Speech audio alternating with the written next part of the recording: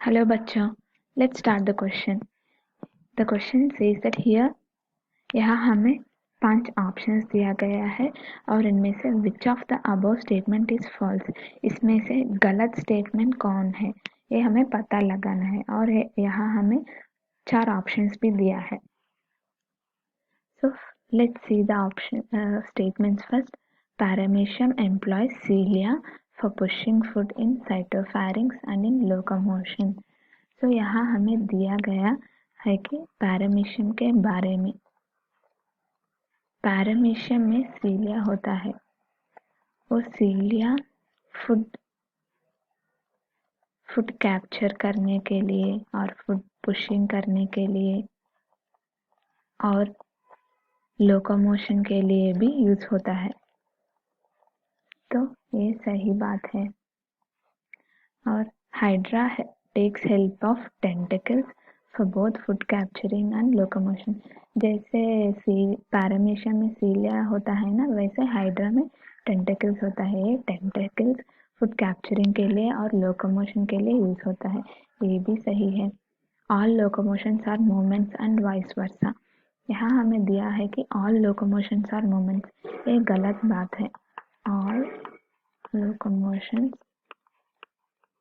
Are not movements.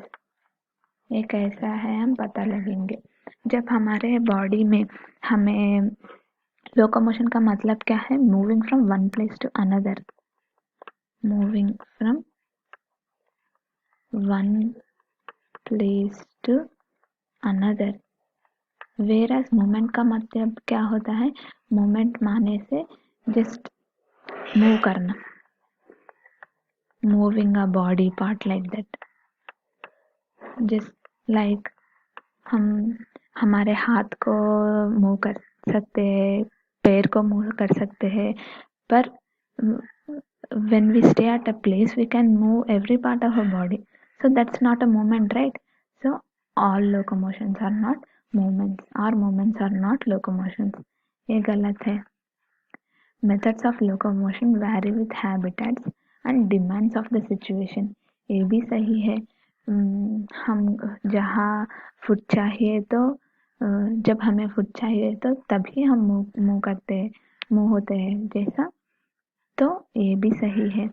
Ciliated epithelium is found in respiratory tract, renal tubules and reproductive tracts. हमारे body में respiratory tract में, renal tubules में और reproductive tracts में ciliated epithelium होता है. ये किस लिए होता है?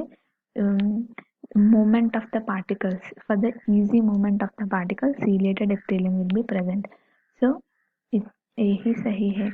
तो यहाँ गलत स्टेटमेंट कौन सा है? Third one. So option B is the correct option. I hope you understand this answer well. All the best.